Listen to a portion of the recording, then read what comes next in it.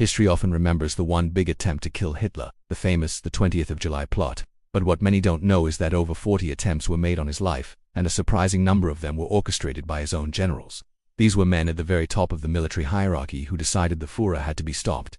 Let's dive into 5 of these audacious, yet ultimately failed, plots. First up is Field Marshal Erwin von Witzleben, a veteran of World War I and a staunch anti-Nazi. Witzleben was a central figure in the military resistance from the very beginning. He was involved in a plot as early as 1938, planning to storm the Reich Chancellery. The plan was called off when Britain and France appeased Hitler at the Munich conference. Witzleben remained a key conspirator and was designated to take command of the entire army after the 20th of July plot succeeded. When it failed, he was arrested, brutally humiliated in court, and executed. Next we have General Ludwig Beck. He was the chief of the Army General Staff until he resigned in 1938, protesting Hitler's aggressive expansion plans. Beck was the designated head of state, the regent, who would lead Germany after Hitler's removal. He was a respected intellectual figurehead for the resistance.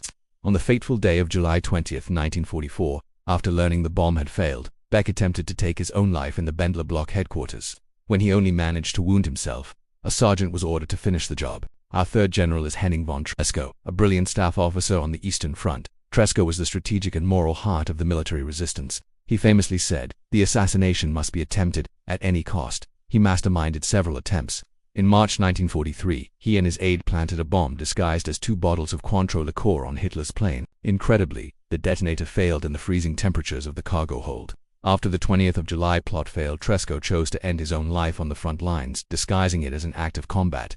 Fourth is General Friedrich Olbricht as head of the General Army Office in Berlin. Olbricht was crucial to the operational side of the 20th of July plot. He was the one who initiated Operation Valkyrie, the plan to use the reserve army to seize control of Germany after Hitler was dead. He controlled the communications and issued the orders from the Berlin headquarters. His hesitation to act immediately after the ambiguous news from the Wolf's Lair might have cost the conspirators precious time. He was arrested and executed by firing squad that very night.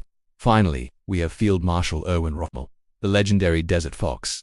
His involvement is more debated, but evidence suggests he knew of the conspiracy and supported Hitler's removal, though he may have preferred arrest and trial over assassination. The plotters certainly wanted his support, as his immense popularity could have rallied the army and the public. After the plot failed, his name came up during interrogations. Given his status, Hitler offered him the choice of suicide to protect his family's honor and avoid a show trial. Rommel chose the poison, and his death was publicly announced as a result of a heart attack. These 5 men, and many others, risked everything to stop a tyrant from within his own inner circle. Their failures are a chilling reminder of how close history came to taking a different path. Their courage, however, remains an undeniable part of this dark chapter.